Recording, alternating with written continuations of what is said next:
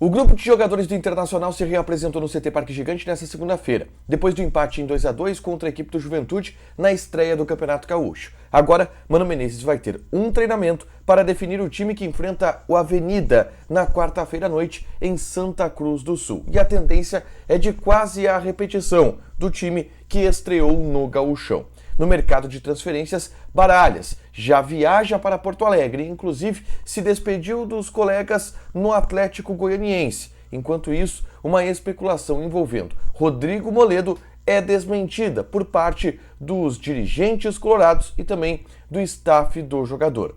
Nos bastidores, o Internacional tem uma votação importante no Conselho Deliberativo e o resultado preocupa a direção do Internacional, que vai ter que se virar para encontrar 13 milhões de reais que acabam se perdendo da peça orçamentária para o ano de 2023. Esse é o Diário do Inter KTO, de segunda-feira, 23 de janeiro de 2023.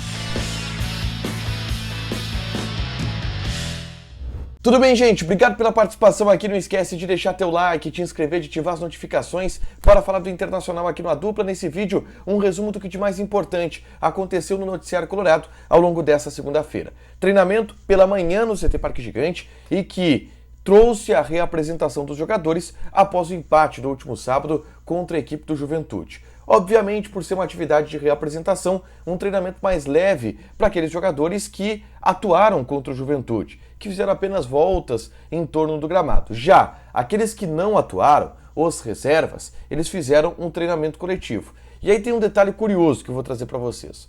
O Mano Menezes tem como base, sempre após os jogos, fazer um treinamento coletivo do time reserva contra o terceiro time.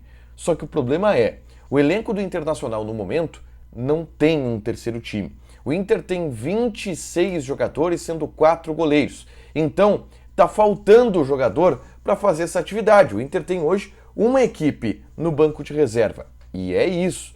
Portanto, o treinamento ele foi adaptado e virou um treinamento com uma atividade de campo reduzido com os jogadores reservas, que são ali 12 jogadores de linha, e foram divididos para fazer esse trabalho de campo reduzido. É a adaptação do Mano Menezes ao elenco que, de fato, vai ser incrementado. A direção deixa isso muito claro, mas nesse início de Campeonato Gaúcho tem bem menos opções de número de atletas do que teve em outros momentos. Aliás, sobre essa situação do banco de reservas, eu gravei um vídeo nesta segunda-feira trazendo detalhes sobre a intenção do técnico Mano Menezes e a intenção da direção do Internacional com o lançamento de jovens jogadores. O Inter tem na equipe reserva 7 jogadores de linha formados nas categorias de base do clube. No jogo contra a equipe do Juventude, 4 garotos da base entraram: o Luca, o Estevão, o Lucas Ramos e o Matheus Dias. E a tendência é que esses jogadores tenham muitas oportunidades ao longo do ano de 2023, em especial ao longo do Campeonato Gaúcho. Eu dou detalhes sobre a utilização desses jovens jogadores nesse vídeo, é só clicar para assistir e ouvir um pouco mais sobre Luca, sobre Estevão, sobre Lucas Ramos, sobre Matheus Dias e os planos do Mano Menezes para esses jogadores em especial. Mas eu quero falar já sobre o mercado de transferências. Por quê? Porque Gabriel Baralhas está muito próximo de chegar oficialmente ao Internacional. Ele, inclusive, nesta segunda-feira, se despediu dos companheiros no CT do Atlético Goianiense. E agora viaja para Porto Alegre para fazer aqueles trâmites, exame médico e anúncio da contratação oficial do Inter, que está comprando o jogador. 4 milhões de reais por algo em torno de 60% dos direitos econômicos do atleta. Já não volta para o Atlético Goianiense e chega aqui, possivelmente seja anunciado entre terça e quarta-feira, o Gabriel Baralhas.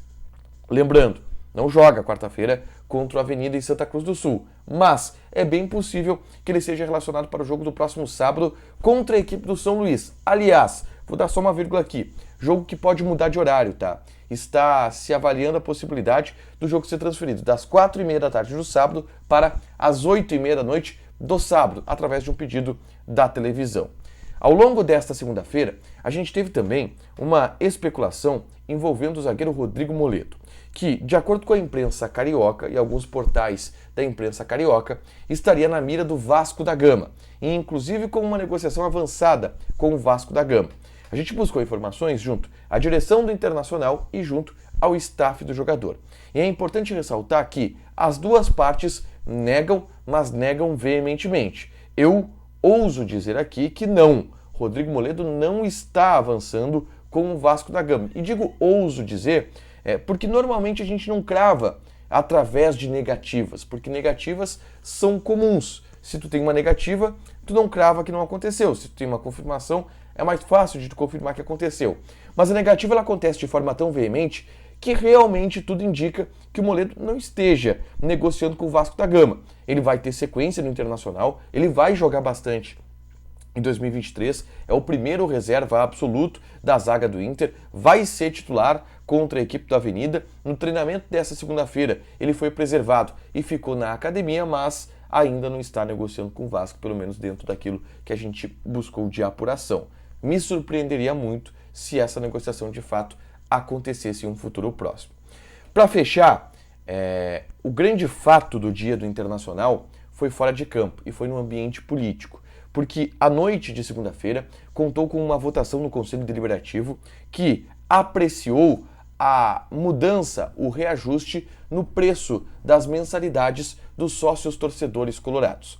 A gestão havia colocado no orçamento para 2023 um reajuste de 27%.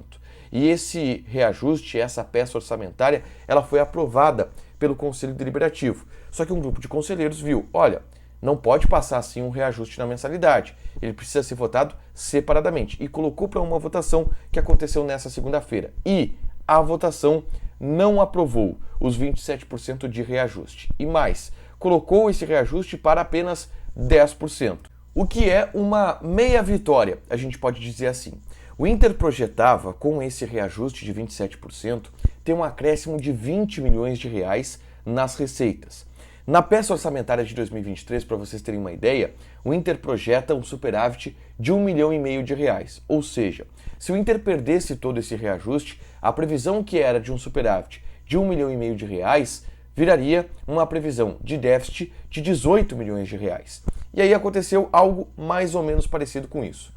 Com a queda do reajuste de 27% para 10%, isso significa que aquele torcedor que paga R$50 vai passar a pagar R$55, aquele torcedor que paga R$25, ele vai passar a pagar R$27,50, esses serão os reajustes, e esses reajustes vão fazer com que o Inter aumente um pouquinho a sua receita. Mas comparado aos 20 milhões de reais que o Inter projetava aumentar na sua arrecadação, esse número caiu em 13 milhões de reais. Então a conta é a seguinte: se o Inter projetava ter um superávit de 1,5 milhão de reais ao fim do ano, agora a projeção ela está em um déficit de 11 milhões e meio de reais, porque o Inter perdeu 13 milhões de reais nessa queda do reajuste. Deu para entender? O fato é, isso é um grande problema para o presidente Alessandro Barcelos e para a atual gestão do Internacional, porque eles vão precisar, de algum jeito,